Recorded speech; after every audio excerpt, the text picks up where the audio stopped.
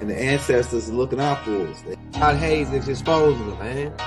Okay, you see that chair right there? See how big it is? Yeah. Now look at the poke here under it. Scroll down, look at the poke here under it. Never have it been made so clear. Young TV.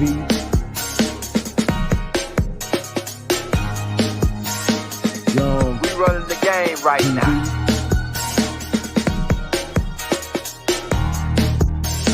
Young TV. Time to take over. Young We the hottest in the game. Hit that like, hit that subscribe button. If you just not tuned in. TV. Share, like on your Instagram, Facebook. Young TV. If you tuned in, we broadcasting live from 2030, baby.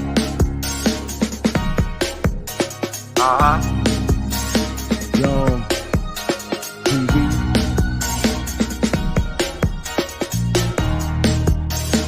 Young Taking over the game, baby. Oh yeah. Young TV. Hit that like. Young TV. Get them likes up in the air, you heard me? Young TV. Ride by. Hotel Islam. Young TV. Assalamu alaikum. Flown letter.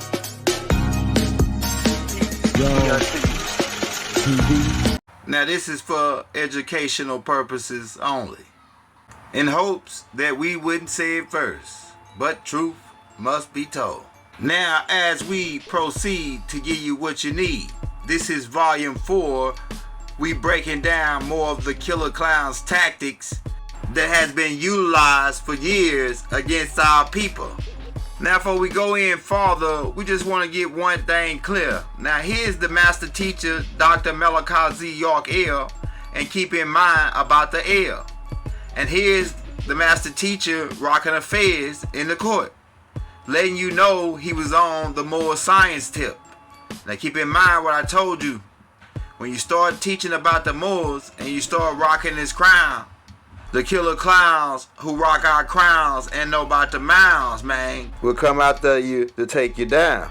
What is this about? This is about influence, which is why Bobba's being held right now, right in the same jail with Larry Hoover and Jeff Fort, in a place called Influence, Colorado. Like we say, there's Jeff Fort right there with a fez on. Now you see the connection? Jeff Fort with the fez, master teacher with the fez, Noble Drew Ali. Put it all together. These brothers got labeled as bad jacketing, and the whole time they were Moors and Hebrews. Now remember what I told you. The two things they don't like you talking about is the indigenous and native to the land, and mentioning the word Moor, or Washita, or Muskogee, right? Shinnecock, names of these natures, they don't like you mentioning. That's number one, these killer clowns. And number two is, they don't like you doing the Hebrew Israelite thing. They don't like you keeping the laws and commandments of God. And they really don't like you being Muslims neither. Now for all you to say, oh, Young still using the Bible, you gotta keep in mind, man, Christianity goes way back. It's an ancient Kemetic teachings. And we, as ancient Kemetics, or Tamarayans, don't got no problem with keeping the laws. We already kept the laws. We had a thing called the 42 negative confessions, or the 42 laws of Ma'at. So you see, no sweat. Because before Moses got his laws, he got accused for murder. So there must have been some type of law on the books for murder. And that fact is proven because we can go all the way back to the beginning, when Cain killed his brother and he got punished for it. So killing and these laws go way back. Some of these laws are galactical laws. Now, on part 2, we got into Noble Drew Ali's story. And there's another part that we got to add on the mystery behind Noble Drew Ali's death. Like we say, there's a lot of mystery surrounding his death, but we know for one fact that the Killer Clowns was involved in taking Noble Drew Ali down and ultimately neutralizing him. Now, the other storyline is that the dude Clyde Green Bay, who was hired by the Killer Clowns to infiltrate the Moore Science Temple and divide and conquer, storyline that came from Baba, from the old head, and the other old head that was in the Moore Science Temple is that Clyde Green Bay did not get stabbed up by the 3 women at Unity Hall, which is what the FBI reports read. Storyline goes that Clyde Green Bay did not get killed, and in fact, when Noble Drew Ali got arrested and released, he was called in by the Killer Clowns, he and his helpers. As soon as Noble Drew Ali got out of jail, they walked up behind him and stabbed him up. Word on the street is that Clyde Green Bay was also knocking down Noble Drew Ali's old lady behind his back. So he had a lot of vendetta and a lot of hate for Noble Drew Ali, and several motives to infiltrate and take down Noble Drew Ali. So that's the storyline that the old head that was around Pops gave. Also, it matched identical to the story that the old head in the Moore Science Temple gave. So we just wanted to clear that up. Like we said, we know the Killer Clowns was involved, hands down. They used every tactic in their handbook against Baba. These guys don't fight fair. They break all the rules. Their whole motive for taking down Dr. Malachi Z York is dealing around the Moore Science and the Native American stuff. I'm telling you, man. Also, might we point out, is when Marcus Garvey hooked up with Noble Drew Ali and they started doing the Moore Science and rocking the Fez. Tara Bush, for you guys that say, oh, it's not a Fez. Okay. Here's a picture of Marcus Garvey, man, which they termed the Garveyites, rocking the Fez. And you wondering why the Killer Clowns came after Marcus Garvey to shut him down. I mean, we ain't got to beat it over your head to show you what these Killer Clowns was all about. Now, in Jeff Fort case, they used several tactics. One of those tactics is called bad jacketing. Another tactic is called illegal entries.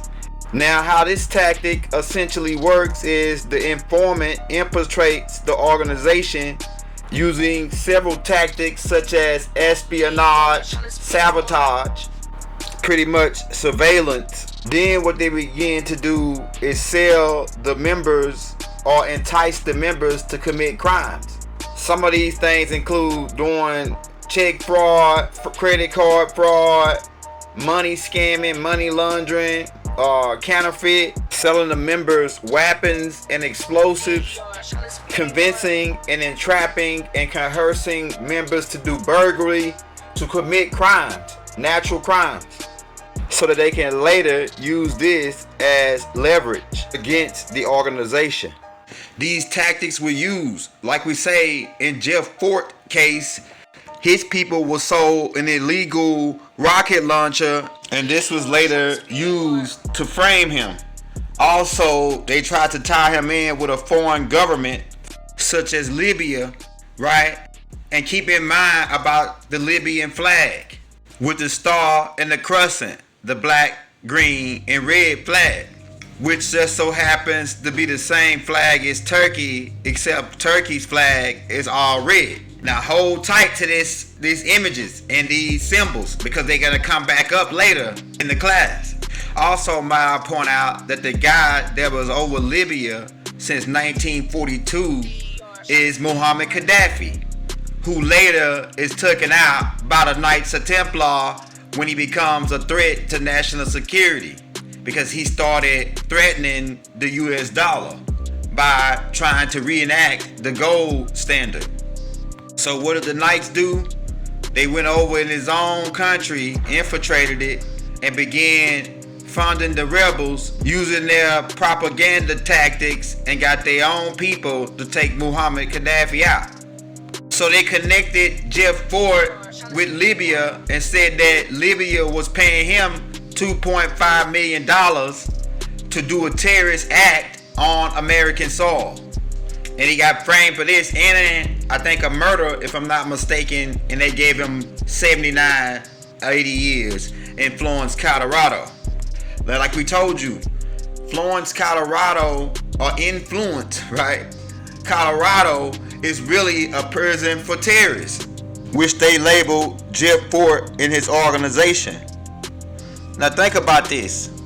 You see this picture of Jeff Fort right here. To the right side with a fez on. And the brothers in the back rocking fezzes. And the other brothers dressed like Hebrews. And these brothers wearing the full beard like Hebrews. Remember we told you the two number one things they don't like you doing is talking about the nationality indigenous thing and keeping the laws and commandments. These brothers wasn't gang banging. These brothers was talking nationality and more science. Might I point out also Jeff Fort is in Chicago where Noble Drew Ali got took out at and was setting up his movement. So there's definitely a connection there. Now like we said, the illegal entries was used against Jeff Fort. It was also used against the Black Panthers. It was also used in the case of the assassination of Malcolm X when they framed those guys who was involved to blow up the Statue of Liberty, because the New York police guy already came clean on his deathbed about that. All this information is already public. I mean, we ain't got to beat it over your head. Also, don't forget about the George Washington Challenge, where they said that they was going to take our fez or turban off our head. And it reads, if we would agree to take the fez and turban off the Moors' head and remove the sandals from their feet and enforce severe punishment, and to also swear a death oath between ourselves to religiously and faithfully not allow anyone to teach the Moors' children who they really were or who their forefathers were, and only allow the Moors' children to be taught that they were truly Negroes, black people, and colored folks. 200 years from today, the Moorish people will not know their nationality nor their nation name of their forefathers. Also, they will not know from which land or ancestry that they are. So these beings are telling you what they all about. Right there, they was trying to stop the Moor science, trying to stop our nationality and birthrights. For you people that don't like nationality, right? Another word is birthrights, ancestral history, right? Heritage, right? That's passed down from generation to generation. Now you understand how this starts with Noble Drew Ali. Pay attention to what George Washington said about our fez. And we already broke down to you what the fez or the terbush is all about. It's an alchemical hat for builders, the mound builders, right? And they build based off the cosmos. And then we have those who wear the feathers, which were the chiefs and the governors. And these beings are the wind talkers, right? We hear people out here teaching that we didn't wear feathers on this side on Turtle Island. And we gotta wonder, whose side are they on? Because these people say they with the master teacher. And here's a picture of Baba, who's also known as to the Yamasee Native American Indians as Chief Black Eagle Thunderbird, wearing the feathers. Now, if we didn't wear feathers, why is the master teacher wearing feathers? And who are these people that's saying that we didn't wear feathers? Are they with us or are they against us? And I can show you way more evidence that we wore feathers on this side and fezzes. I can show you way more evidence. This person also goes along to say that we didn't wear feathers in ancient Kemet or Africa. Now here's pictures of Africans wearing feathers. I mean, who are these people? Are they with us or are they just trying to tear somebody down and saying whatever floats their boat or off the top of their head? And not only did we wear feathers on both sides of the water, In ancient Kemet, we wrote a whole god doggone head. There's Tahuti with a bird head. You got Tahuti, Horus, Ra, Khonsu. All these beings got the whole bird head. So what are these people talking about, man? Please stop what you're doing. Not to mention the god Shu having a feather in his head. Now, we ain't gotta keep on beating this over your head to show you what these people is all about. We're gonna keep it moving and keep teaching while they keep trying to discredit us. Here's the goddess Ma'at with a feather in her head. Now, like I said, even to point out that the heart weighing ceremony, your heart is weighed against the feather of Ma'at in ancient Kemet. So, I mean, we ain't got to keep on going through this. Now, back to what we were saying about the illegal entries, right? What we're about to do is bring Dark Heart Perry on, who was an FBI informant during the 60s, I think, during the time of the Black Panthers, right? And he performed some of these maneuvers. And he's going to break down to you what this maneuver or what this tactic is all about, called illegal entries. Let's go. What kind of work did you end up doing as an undercover agent? Were you doing espionage work or informant work? Informant work, and also what you would call illegal entries, selling of weapons, selling of explosives, arson. You would sell weapons and explosives to these radical, so-called radical groups that you were joining? Yes. All right. Where did you operate? I was given a cover name, Ed Riggs. With that, I was also given a birth certificate stating that both my parents were, a birth certificate and a record for a Robert Riggs and a Mary Riggs who were deceased. And you lost all of your true identity? Yes. And you operated in California? California. What cities in California? Los Angeles, Oakland, San Francisco, Berkeley, Sacramento, Chino, San Bernardino, Santa Cruz. Any other states since California? Yeah. Chicago, Chicago, New York. Made 2 trips to Washington, D.C. Also, I better put in Seattle, Washington. That's very important, too. So, to sum it up, illegal entries is dealing around these informants infiltrating, sabotage, espionage, and surveillance, but at the same time getting members of your organization or the organization to commit crimes so that they can use that, like we say, as leverage and entrapment and coercing to build a case around this particular organization to break them down, man. This is the killer clowns tactic, man. I'm telling you. Which is one of the strategies they used against Baba with Jacob York, who get caught committing check frauds, and then the feds used that as leverage to turn him. And really, they didn't have to do much to turn Jacob, because Jacob already hated Baba so much for several reasons, which we'll get into on the Jacob York Exposed tape. Might we point out that the killer clowns take their lessons and studies from Tahuti. So they take notes and they collect data. This is part of the surveillance of the experiment that they're running. So these killer clowns have a whole library about us, bigger than what we got, right? They have information that we don't even have. We about to bring Dale Hart Perry back on and another fella from the Moore Science Temple to show you and tell you how much information these people have been collecting on us over the years. You also were active in the infiltration of many cultural groups. Before we go into that step by step, how much research and study did the FBI engage in of black culture in the late 60s? A great amount. Give me an idea. From the thing is, I can. They have a file on every type of magazine that blacks read. They have a file on the music, dance, theater, actors, comedians, you name it, man.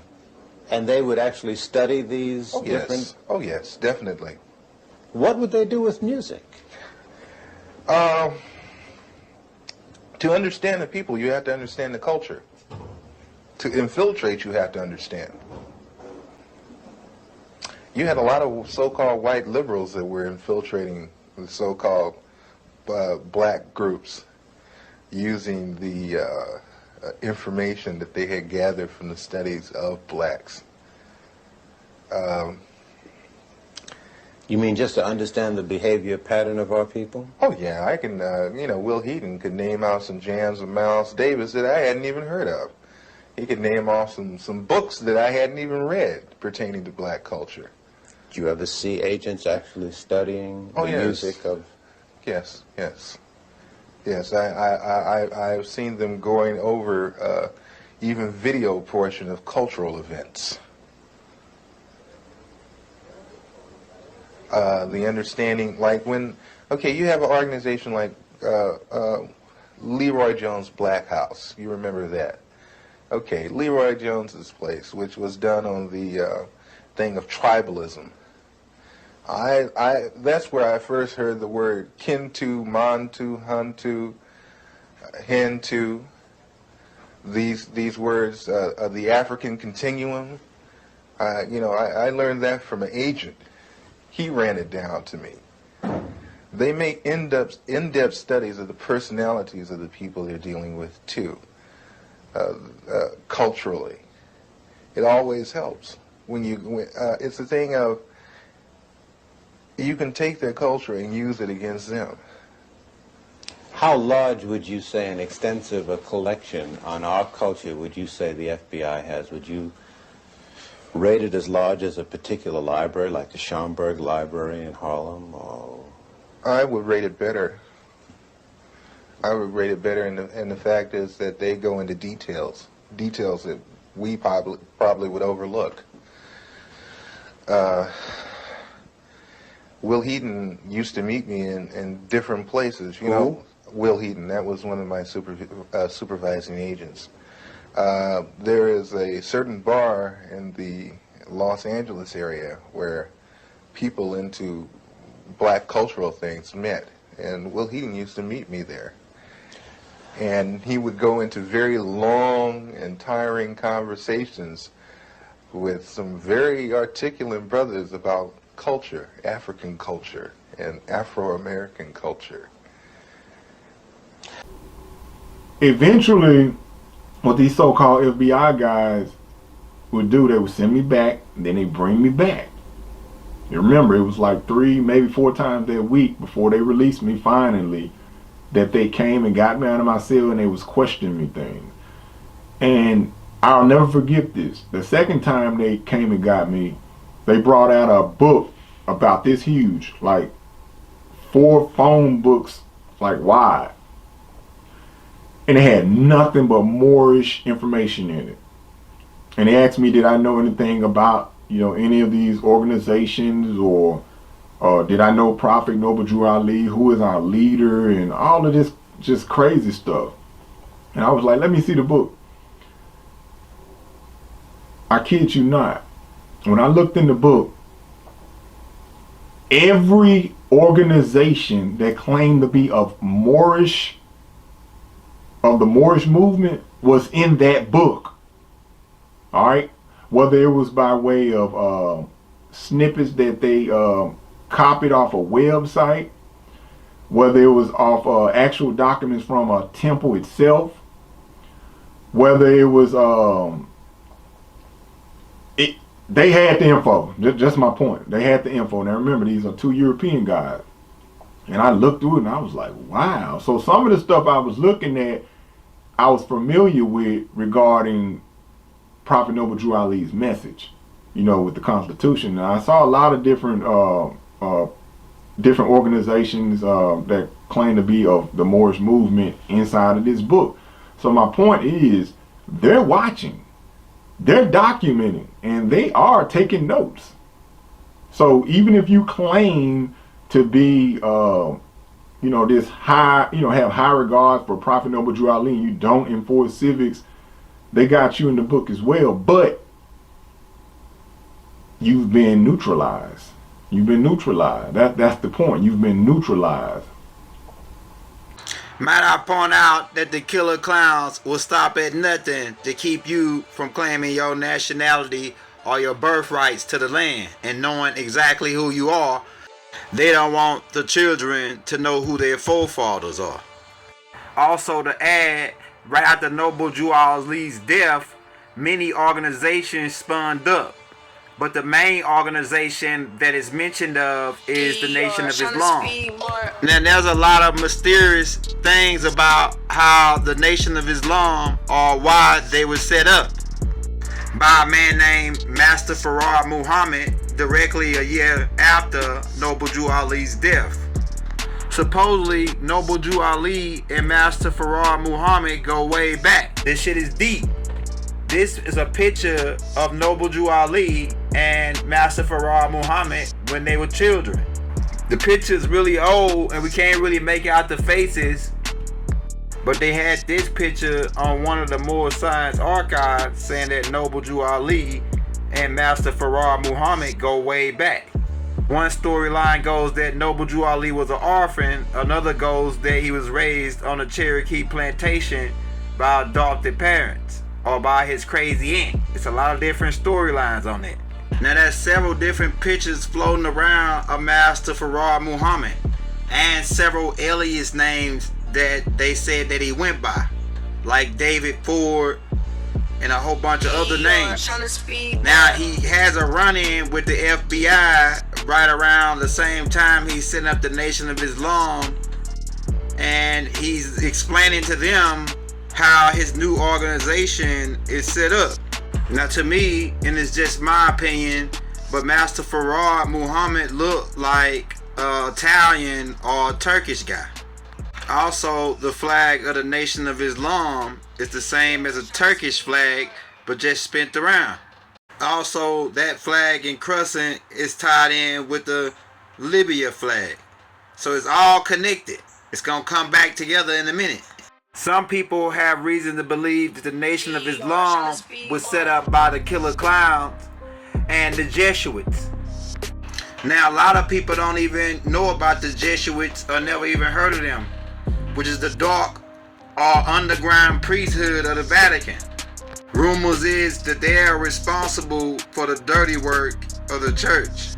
Essentially, the storyline goes that J. Edgar Hoover, who was a killer clown, set up a thing called Operation Black Death, which was a code name for to prevent the rise of a Nubian or black, what they would call Messiah type figure who would come to lift his people up.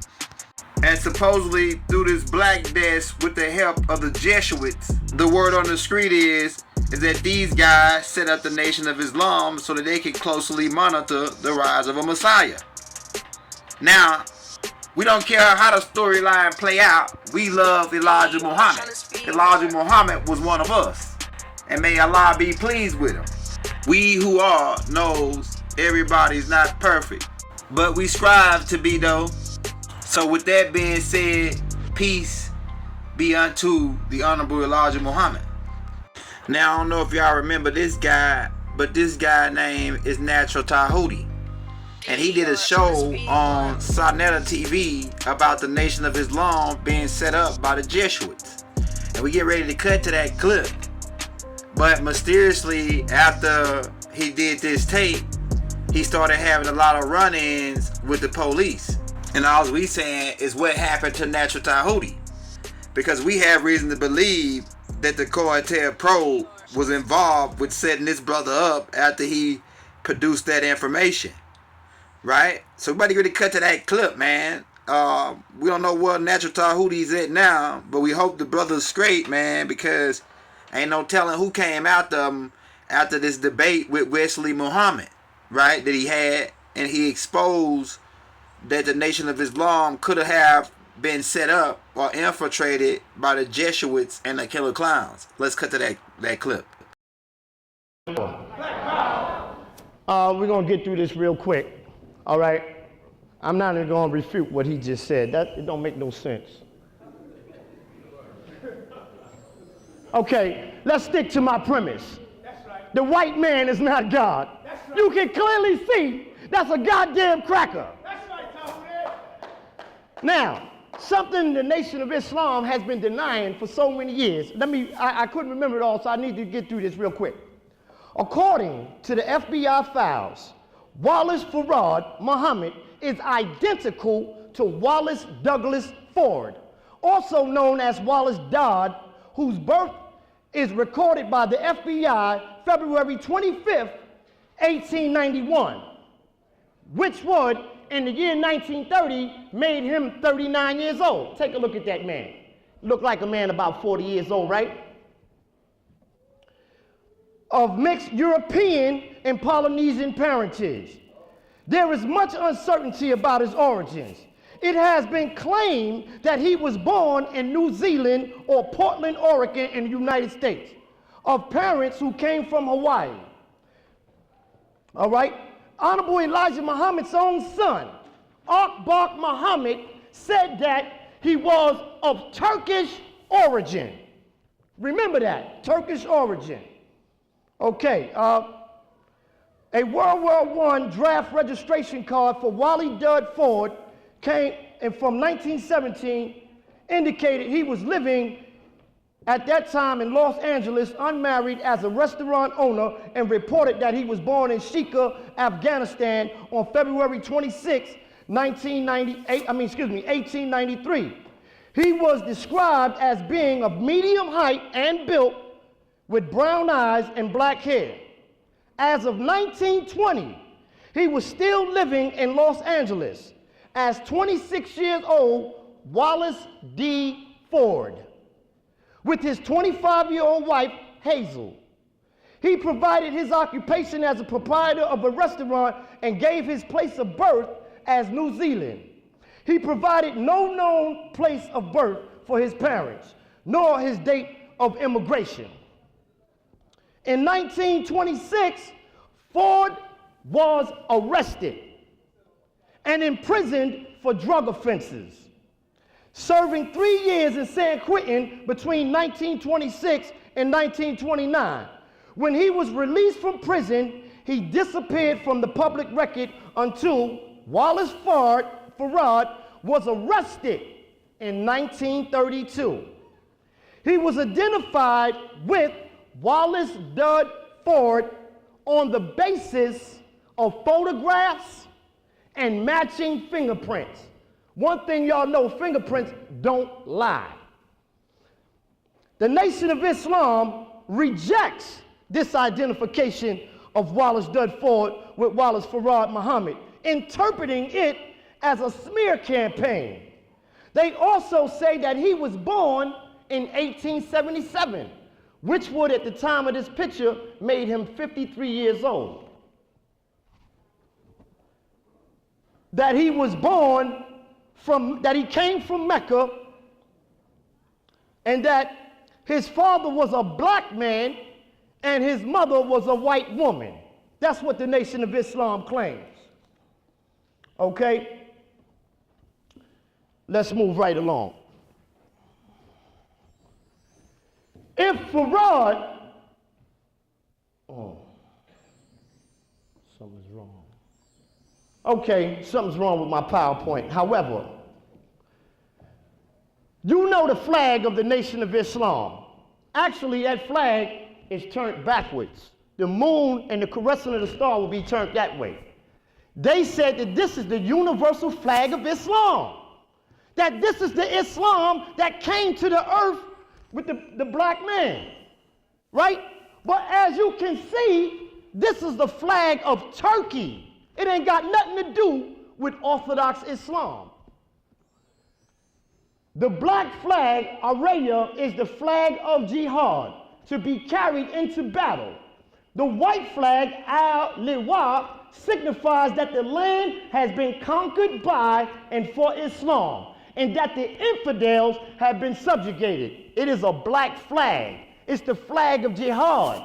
And when they went into war to go murder Africans, they brought the black flag. But when they conquered the land, they put up the white flag. There they go, the white and black flag. This is the flag of Islam. Check all the hadiths. Why would he come bringing us a goddamn Turkish flag? White means purity, purity means God, and God means ruler of the land. That's why they brought you a goddamn Turkish flag, because the man's a Turk. That's what he is. He ain't no black man. That man got a black father? Get the hell out of here. Get the hell out of here. Now, further inspection of that flag, if you take it and turn it upside down, you'll see what the hell it really is. That is and wrap that shit around your head, you will have the fez of a Shriner Mason, because Elijah Muhammad was a Scottish Rite Freemason who was initiated into the Shriners organization. The whole nation of Islam is set up like a Shriner organization. Just look at the way they number their temples. Allah temple number 1, Allah temple number 2, the same way the Shriners do. Go look at a Shriner temple. Allah temple number 1, Allah temple number 2. What the hell is the difference? There it is. There it is, right there. That's what the nation of Islam is. Take a look at that white man. That is the only goddamn Islam that they came bringing you. Now take a look at Elijah Muhammad and look at that white man. They both wearing the tassel on the same side. They Masons. That's a goddamn Shriner. And look at that Quran in his hand. So he got to take full responsibility for that Quran. Because that's what he came bringing you. And he told you that that was the black man's religion. Elijah Muhammad stated, I will not go into the history of the Masons, since I was a Mason myself once, and I swore not to reveal the secrets. And if you look right here, you can see the Masonic handshake right now. He never stopped being a Mason. He never stopped being one. The Master Mason makes a solemn oath on the Bible and the Quran for the Shriners to acknowledge and obey all due signs and summonses sent to me from a Master Mason's lodge. All this I must solemnly and sincerely swear, so help me God, with the penalty of death by mutilation. In making the above oath, the Mason has sworn the Master Mason's lodge as his Lord and Master. He has sworn to obey every order the lodge gives him. He can't go against it. Because once you join the Masons, nigga, you a slave. Now, you cannot keep a secret without telling a lie. If a Mason should tell the truth, he has broken his oath. And if he should keep the terms of his oath, he is subject to death. The Mason, when confronted with direct questions about the lodge, must say nothing or lie to protect the secrets of his idol, and in doing so, places his soul in danger of hell. Now, take a look at step 1. Clearly, this is called the due God. Clearly, you can see step 1 is an into the apprentice. Step 2 is a fellow craft mason. And step 3 is the master mason. You remember they told you that damn lie that Elijah Muhammad had a 3rd grade education? That's right. Bullshit. It means that he was third degree, master mason. See, you gotta listen to the language in which they speak, because they're gonna tell you who the hell they are. Now clearly, look at Elijah. Look at him. Oh, excuse me. Oh shit. All right, there we go. Clearly you can see he's not out of the lodge. If he wasn't out of the lodge, if he was out of the lodge, why would he still be throwing up signs like he a gangbanger? Look at him. Just take a look at it. I ain't telling you no lie. I come to bring you the truth. Now, while they got you going studying Islam and Christianity, the highest of Freemasons, look what it say on this crown. Osiris. What it say? It say Osiris. While they got you bowing down to some goddamn Allah, they over there worshiping Osiris, Lord of the perfect black.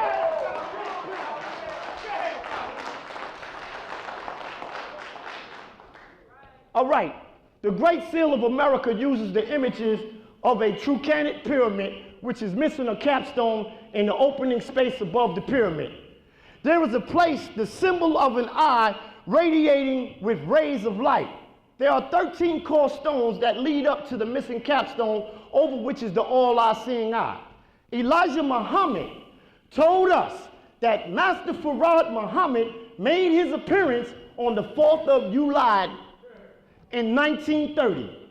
The order of the Illuminati was started on May 1st, 1776 by Adam Weishaupt, a Jew who was also in the Jesuit order of the Catholic Church, thus making him a Jewish Jesuit. Now listen very carefully. On the 4th of July, this is the agreed upon birth date. July the 4th contains 13 letters. The resolution in the date of 1930, the year he was supposed to come here, equals to 13. 1 plus 9 equals 10 plus 3 equals 13. It is said he also met with President Herbert Hoover, a name which contains 13 letters, according to Mother Tanetta Mohammed. Herbert Muhammad is a member of the exclusive all-male bohemian club who are known for human sacrifices. This is the newspaper article where you can go and see it for yourself. He met with President Herbert Hoover. This is Tanetta Muhammad. You can go online and check that out for yourself. Now, Master W.D. Farad, born February 26, 1877 in the wilderness, North America. This was written by Elijah Muhammad. February 26, 1877 is the so-called birth date of Master Farad Muhammad, the same as the Shriners' birth date here in North America. Their birth date is February 6, 1877. Wait a minute, is that a coincidence? He's born February 26, 1877, and the Shriners are born February 6, 1877. Only thing they did was put the 2 there. You can clearly see that. Let's go on. The ancient Arabian order, noble mystic Shriners. There it is. And you can see, this is what the white Shriners do. Look at it. Look at that pyramid right there. Look at the pyramid. Right? That's the pyramid. You can see they clearly are worshiping your ancestors. Now, the 4th of July, 1930, it has reference to do with these men right here, 13 Masons. These are the 13 Masons who created the Shriners. And this man right here, Walter M. Fleming, is a known Illuminatus. So if you listen to the language in the Nation of Islam, you can clearly see that 4th of July, he made his appearance, 13 letters. 1930 equals 13. And 1877 is the birth date of the 13 Masons. This is clear information. I'm not making this shit up.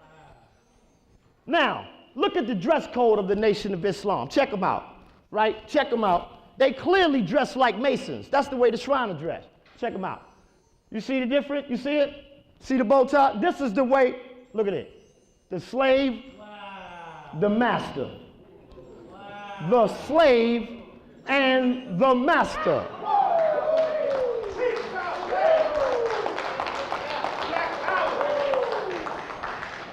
J. Gay Edgar Hoover was a Shriner. Everybody thinks that the COINTELPRO was put here to dismantle the Nation of Islam, to bring about a smear campaign. No, it wasn't. The nigga's a Shriner, right? That is just the sword over Elijah Muhammad's head. You know why he was put there in place? Because the nation attracted the most militant black men in America. So the government set up the COINTELPRO so that it could monitor a black messiah rising up out of the nation. That's all it was. Okay, now let's make the connection to the Jesuit church. The Quran says, "Oh, you who believe, do not take the Jews and the Christians for friends. They are friends of each other, and whoever amongst you takes them for a friend, then surely he is one of them. Surely Allah does not guide him." You can clearly see. Look at goddamn Farrakhan sitting there with that lowly ass Jew. Now look over here. This one is very important. Y'all know who he is? That's Fletcher. Flegger, excuse me. Flegger, Jesuit order of the church. He's a Jesuit priest. I told you that the Jesuits created the Nation of Islam. That's what you said, Tahu. Check it out. Let's connect these niggas. Check them out. There you go again, Farrakhan and Fletcher. Now look on this side of the fence. Who's that? Obama, right? And who is this next to him? Obama and Fletcher. You can now I don't even gotta try to convince you that he's part of an Illuminati order, that he's a puppet for the Illuminati. Do I gotta convince you of that? Hell no. Just take a look at it. Now let me go a little further. Who's that? Jesse Jackass. Right? And there go Fletcher again. Now pay close attention over here. Who's that lady right there? That's Michelle Obama. And who is this lady right here? Mother Khadija, right? That's Farrakhan's wife. You can clearly see there's a connection between all of them because they all have the same goddamn paymaster. Throw them daggers, Look at Farrakhan at the United Nations, right? You know what United Nations stand for? 33. The letter U is 21, and the letter number 14. I mean the number N is 14. So that's 33. That's the New World Order right there. And you can see right here the 666. Who these damn devils he up here begging. Look at this man over here, Chavez, right? So we can clearly see. Why would he be sitting up at the UN? Is he in there talking about Darfur? Is he in there talking about them damn white Arabs over there enslaving Africans? Hell no. He in there begging them. Okay, that's Darfur. He not in there talking about Darfur. Let's go on. Right here. Never again. A new pledge for the Jewish community. The Quran clearly says, whoever takes the Christians and Jews for a friend is an abomination. The Quran says. That ain't my book, that's his book. Look at Farrakhan sitting there, goddamn puppet to these damn Jews. Look at him. There you go again with these goddamn Jews. Take a look. I'm not making this shit up. He's in bed with the Jews. He not only in bed with the Jews, he in bed with the government. He's an FBI agent. Now, you see this cup right here? This is called a chalice. They are making a blood oath. Inside the chalice is symbolic wine. Now, pay close attention. Pay close attention. A lot of this shit gonna go over your head. Just go do your research. Now, check this out. What the hell is he doing? Hugging and kissing him. He hugging and kissing. He let that goddamn Jew kiss him in his mouth. Oh, no. But he won't forgive Khalid Muhammad. Huh? 1, 2. He won't forgive Khalid Muhammad, but he'll let a goddamn Jew kiss him in his goddamn mouth. Huh? I didn't make that shit up. I'm just bringing you the facts. All right, what you see right here, because he said I didn't have no government files. I couldn't put it all up there, it's so goddamn many. This here, the FBI files, the CIA file, the SHCA documents. Go do your research. This is called the Warren Commission. You know what the Warren Commission is about? The Warren Commission is about the murder of J.F. Kennedy, the president, right? That's right. So these files ain't even about the Nation of Islam. It's about the murder of J.F. Kennedy. Why would Elijah Muhammad's name pop up in the goddamn Warren Commission? Why would it? I'm gonna tell you why. I'm gonna tell you why. In this letter to Harris, it was reported that Gregory stated that the assassination of President Kennedy was masterminded by J. Edgar Hoover and H.L. Hunt. Pay close attention to that name. And when you leave here, go do your research. Gregory claimed that the Warren Commission had two reports.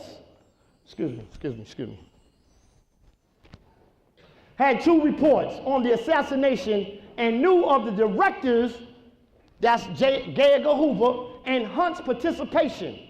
However, they did not release the true facts of chaos, they did not release the true facts as chaos would result. Gregory alleged the director was one of the plotters due to a falling out with the Kennedys, and the former attorney general had been appointed to watch over him and slowly ease him out of the FBI. Gregory claimed to have positive proof H.L. Hunt financed the black Muslims, but such proof was confidential. Gregory also alleges the FBI had him under constant surveillance and would someday in the near future put an end to his life. Further, that prior to this assassination of President Johnson was aware of the plot but was powerless to stop it because to do so would admit the FBI and the intelligence hierarchy controlled the country. Now, I know y'all not gonna take my word for it, so I brought somebody back from the grave to tell you. But first, that's H.L. Hunt. This guy right here is a billionaire. He's a Texas oil man, right? Elijah Muhammad was in bed with him along with the Ku Klux Klan. I know you're not gonna take my word for it, but I got a surprise for you. Okay, that's him again. Now, Malcolm said that not at one time did they throw a rock or say boo to the damn Ku Klux Klan, right? They never said anything. Let's move on. The Ku Klux Klan, and right here you can see the Aryan Nation sitting up at Savior's Day. Why the hell would the Aryan Nation be sitting up at Savior's Day?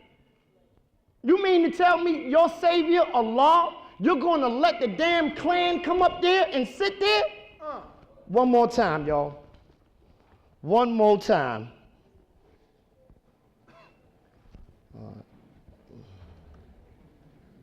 X said, and you go back and do your research on this. Malcolm X said in 1960, he was at the house of Minister Jeremiah.